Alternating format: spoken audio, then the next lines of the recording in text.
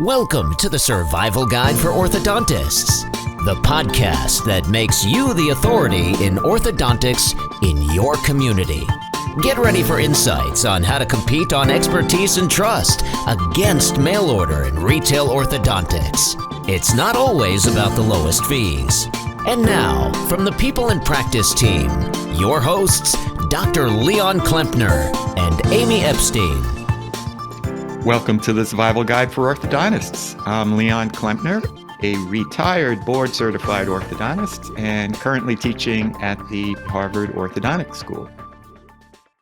And I'm Amy Epstein. I have an MBA in marketing and 20 years of PR experience. I co-founded People in Practice with my dad just about 10 years ago.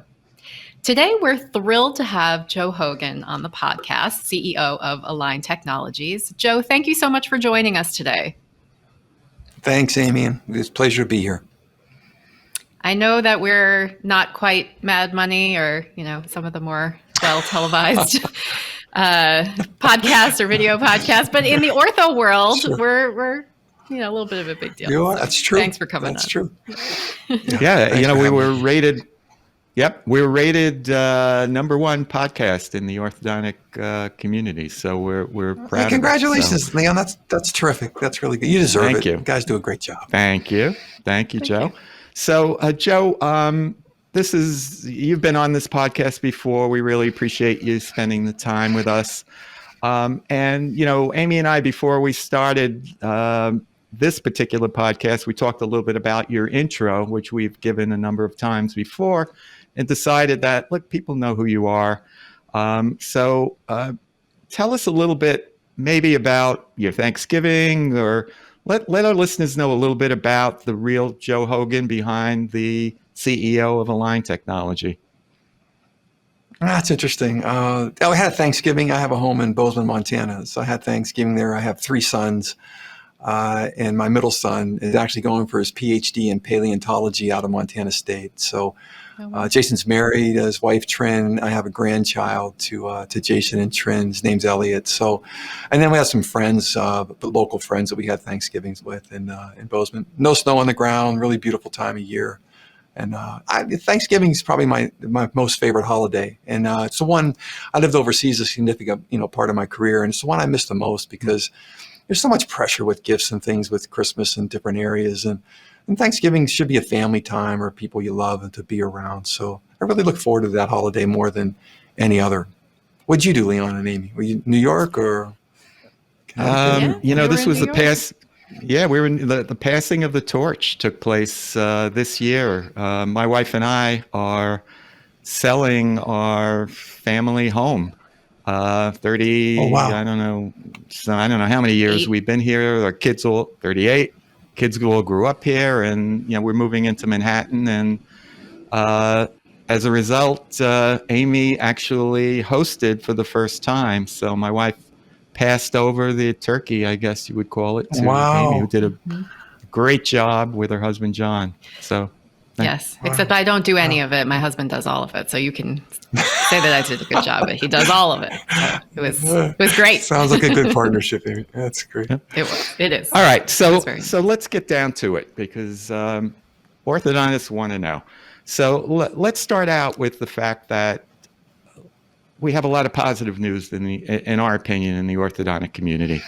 Our tagline is "It's never been a better time to be an orthodontist," and we truly believe that. And our clients are doing well, but we know that not everybody's doing well. Tell me a little bit about how Align and how digital orthodontics is affecting the industry and potentially expanding the market for us. Yeah. Well, Leon, and you and Amy obviously you're not distant from digital orthodontics. You know it well, but I'd ask you the same thing as what you see on your end. But I feel it's such a positive change to the industry. And I honestly don't say that just because of my CEO role here at Align. It just, to me, is, digital orthodontics with plastic aligners and the kind of we've done 11 million patients so far. The kind of data that we have and AI we use to gain understanding of different tooth movements over different ages and time, and you can name it. I just think it is the golden age for orthodontics, because I think we can treat more patients the way they want to be treated, in the sense of, comprehensive cases or, more moderate cases about it. It's faster. Digital orthodontics, we've proven over time, as we move to 1 week wear, is much faster than what you'd have with, with normal analog process with wires and brackets. It's obviously a patient preference that if patients adopt digital orthodontics, they can live the kind of life, eat the kind of foods, no white spot lesions, things that obviously the orthodontists have wrestled with years with analog. And so, but it does require, like we've talked about on our previous podcast, it does require a huge work change in offices. And I don't slight that. I think if you're an orthodontist and you've done an analog process for years, and we walk in with a digital system and tell you it's the best thing going, you really have to be dedicated to this and get over 70 or so % of digital before you really can have a digital process and treatment. Now, it's much, less invasive. It's better for patients. They don't have to come in as often. I can recite all those things that I think you and most of the people that would join us on this podcast would know. But I don't look at this as a slight change for orthodontists. I know what a challenge it is, and I look for us to partner with orthodontists to try to make that change as easy as possible. Mm-hmm. And so, of the technologies that are around now, and also those that will be coming out in the future, what are the most significant digital technologies, and what's coming down the pike? Well, I don't know if from a question standpoint, you look at just from a generic standpoint, we have our digital platform that we talk about a lot is really important. And it's front-ended by iTero. I'd say arguably the best scanner in the industry. That product sets up the whole digital process for us, right? And behind that, if you think about the digital process itself, it starts with a scan. We move through to a clinical, type of assessment that goes back to the doctor, and sometimes back and forth too much between doctors and clinicians. And I'll talk about that in a second. And then we just launched our virtual care product too. We launched it in the teeth of the issues we had in 2020 with COVID.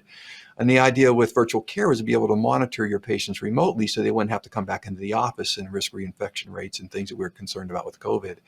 And so it obviously gave us a kind of a end-to-end solution that also tied in consumers, with the orthodontic offices. And so that's the whole idea from a digital platform standpoint and digitization it gives us so much information. So with 11 million patients, we just launched G8. And so to do G8, we realized that we had some open bite issues that would occur in a number of cases that we had to deal with. And so we looked at, millions of cases of what we did with open bite and figured out what we have to change, particularly on molars, and how that process would have to change. And we use that information to really better that product in a significant way. So, I could just keep talking about it, but that digital platform, and really, I say the currency of digital is data. And we have so much data from so many different parts of the world over 25 years. And we mine that data that allows us to improve, constantly in our organization with our algorithms and how we put things together. And I think that should be exciting for the industry to know that kind of improvement based on science and understanding can really be part of orthodontics going forward, based on digital. Actually we're in I don't have to tell you about this, but we're in a digital age. Obviously, everything is going digital.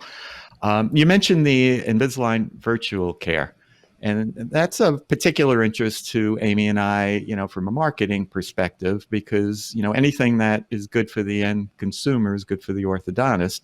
And obviously, reducing visits and remote monitoring is something that we've been behind for a long time. But tell me a little bit about the Invisalign virtual care, and in particular, how does that compare to dental monitoring, which is probably, the most known remote care monitoring platform that's out right now? Yeah, it's a great question, man. We, right now there's two parts of our program. One is you have a Zoom where you just basically do a Zoom call with a patient remotely in order to, you can assess a case live or, talk to a patient or whatever. And then we have a picture orientation where patients take pictures, and, doctors and clinicians or whoever is within that workflow would take a look at those pictures. You'll see us come out with AI algorithms here shortly that'll be able to, indicate if a doctor should look at a patient if they're off track or whatever, and dental monitoring has that capability, and we certainly are developing and ready to launch that capability too. And so I just see this as a critical aspect of a digital workflow. I think it's good for patients. I think it's really good for doctors. I think it really allows doctors to, control their workflow better and not have patients in the office when they don't need to be there. And frankly, patients don't want to come into the office, right? We all have busy lives, and especially patients with teens, which are, 80% of the demographics, of what most orthodontists work with in the United States and all over the world, is usually two people are coming to the office at the same time too. So I just think it's one of the great parts about digital is it gives you more control and understanding of what's going on with your patient. It doesn't have to be, real time. So you'll see us constantly improving this program, and image recognition is a big part of what we do. Obviously, with what the capabilities and the software and algorithms that we've developed in the company, and applying that, in a remote form with patients is something that obviously is a core competency that we have. And bettering that program, working with doctors to improve it and make sure it fits well with their workflow. So, the as you said, the currency is data, and obviously Right. nobody collects more data than you do, and I'm sure that that's the basis for the advancements that you've made and the Yes. improvements in the product. And as as a retired orthodontist, I took advantage of that when I was in practice, and certainly appreciate all of that. But let me voice a concern that's out there. I'm on all the Facebook pages, so I'm always getting a pulse of what orthos are saying and thinking, and there's a lot of still a lot of concern, and I know you've addressed this before, even on our own podcast, but I want to give you the opportunity to address it again, and that's the concern that Align will go independent, that Align will use all this data that they've collected and go either direct to the public or somehow squeeze out the orthodontist. So take the opportunity to address that to our listeners, because they may not say it, but it's on their mind. Yeah, I know it's there, Leon. I'm glad you asked the question because it's kind of like the dog in the room, and this is, I can tell you very clearly, we will not bypass the doctor. Having 25 years of experience, you learn a lot of what we're talking about, algorithms, how to move teeth, all those things we just explained. But you also and I don't just say this for the crowd or because I'm in this. This is what I believe in my soul, and the company does too. Having a doctor in the process is critical. You're moving teeth through bone. You're never quite sure everything's going to go the way it was, no matter how sophisticated you are and how good this is. This is, this, Leon, you're an orthodontist. Amy, you've been around long enough. This is really tough to do. You're moving teeth in sequence. And you're extruding, you're intruding, you're rotating molars. This is very difficult stuff, all in 3D. And a doctor needs to be there, needs to understand the case, be able to modulate the case if something goes wrong, to be able to assess it. So you hear it from me, we are not going to direct to consumers. It doesn't make sense for us. We believe in the doctor piece. We'll stay dedicated to that. We feel it's best for consumers themselves. And obviously it's good for orthodontists and obviously the doctors that work for us, but that's not why I'm saying it, because we really feel it's the right thing to do. And it's the way we set up our processes with that doctor in the center. So I think while we're that, go ahead, I was going to go the same direction. While we're on that note, what about academia?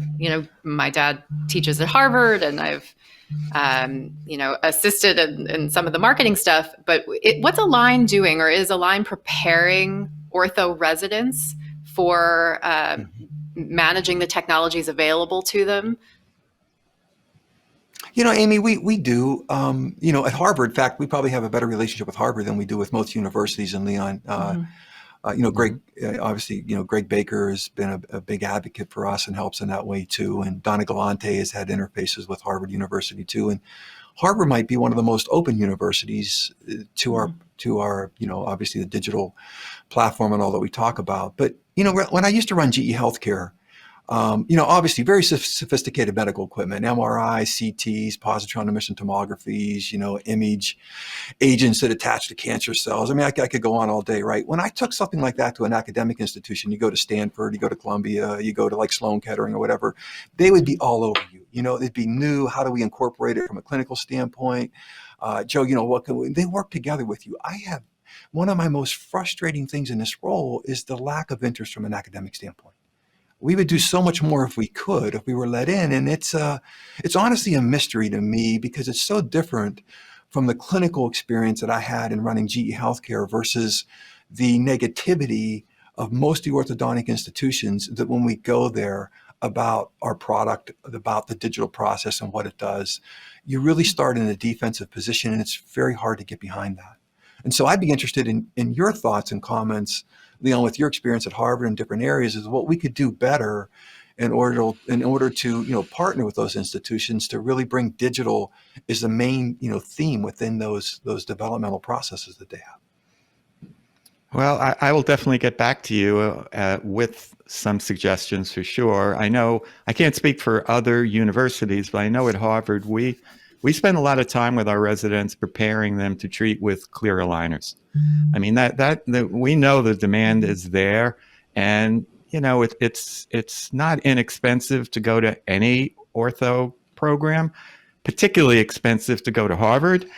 So these residents are coming out with a lot of debt, and I know I can speak for the rest of the faculty when I say that we want to prepare them to be able to pay off their loans and make a living. So, the clear aligner aspect of it is key at Harvard, but we could do better. And if you're willing to help us do better, I will get back to you with some recommendations for sure. But while we're talking about Align technology, let me again, and I don't want to put you on the spot, but I'm here to represent That's your job, Leon. What I'm hearing on Facebook and what I'm hearing from orthos, and I'm the one that's here with you. So I could tell you that there is a general upset in the profession about the price increase recently. And it wasn't a huge amount, but it was retroactive. I don't know. I haven't read all of the, all the rants, but I could tell you that it pissed people off. So, what is it? Why is it? And explain it to us. Yeah. Well, I think I don't have to explain the inflationary environment that we're in, right? I mean, you can see it in everything that you do, as we do as individuals or whatever. We know when you go back in time, we haven't raised prices since 2019. During the downturn too, we obviously, helped, customers as much as we could, free PPE, virtual care at no cost, right? I mean, we did extended our balance sheet to, our customers, try to help them through that. We did, everything I thought a company possibly could. We didn't lay off anybody, so our salespeople were always engaged and everything was together. And, I know that was appreciated by most of the orthodontic community out there. And, we did what we could to partner. At the same time, we're seeing, at this point in time, we're seeing a significant increase in cost. And my thought was, you could see my competitors are launching price increases too. So it's no mystery the sense the industry is moving that way. The processing fees, when you look at those, they average a little bit over 1%, like 1%.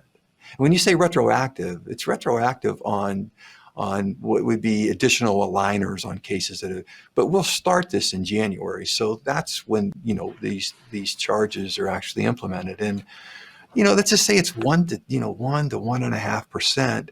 And I actually didn't want to do a general price increase because I thought it was, it's too holistic in the sense of across the whole portfolio. And I went after the most substantial cost item I could think of, which was the shipment cost that we're incurring. Because of, again, everything I think everyone knows. I've been in this business long enough, it's 6 years now. I know nothing like this goes over well. I understand that. I just hope that the orthodontist can take this in context and not think it's opportunistic or it's something that Big Bad Align is trying to exploit some situation or whatever. I thought it would send more of a positive message in the sense that we really were addressing direct costs, not just an across-the-board price increase, but something was impacting our business. And there could be, hopefully that, we could, at least appeal to our customer base and our doctor base that we're trying to do the right thing. Thanks for that explanation and for all of your insight today. We appreciate you coming on as always, and would look forward to having you on again to learn more about the technologies that are coming out from Align moving forward. If our listeners, want to have specific questions, who's the best person to reach, or how can they best reach someone at Align? Their individual reps, maybe. Yeah, our individual reps are, our communications person is Shirley Stacy too. Mm-hmm. But there's no one shy in this industry, Amy. If you have a question, send it to me too. Okay. And I mean, normally we say, how can we best reach you when everyone has questions? And I hear myself saying that, and I took a step back there and thought maybe he doesn't want 3,000 emails coming through to direct you. Well, I do my best to try to look. I think business in the end is a relationship and not a transaction. And I want our doctors to feel that way, that we actually feel that way. We're looking for a relationship, not a transaction. And I hope they'll take what we talked about in that context. Absolutely. Well, I certainly appreciate how available you've been to us and how open you've been to addressing some, not all softballs come your way. And you've been very gracious in terms of answering them and addressing the orthodontist. So on behalf of all of our listeners, I really appreciate the fact you've come on. Thanks, Leon. And remember, I don't worry about softballs or hard balls, really. I think if we deal from the standpoint of trust is I'll tell you the truth and how we're feeling and what we're doing. And I'd rather have hard questions than soft ones. I think those are more pertinent to your audience and to what we're dealing with right now. Mm-hmm.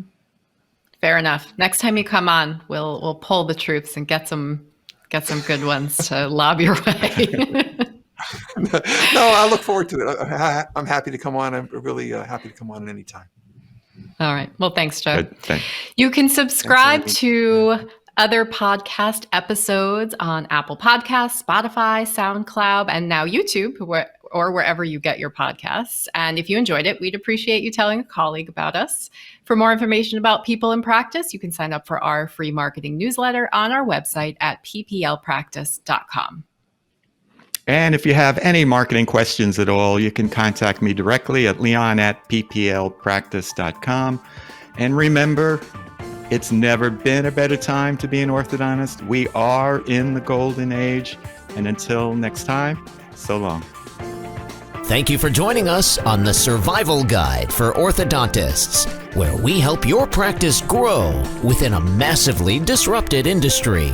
Subscribe to this podcast and connect with us on social media. Find us online at thesurvivalguidefororthodontists.com.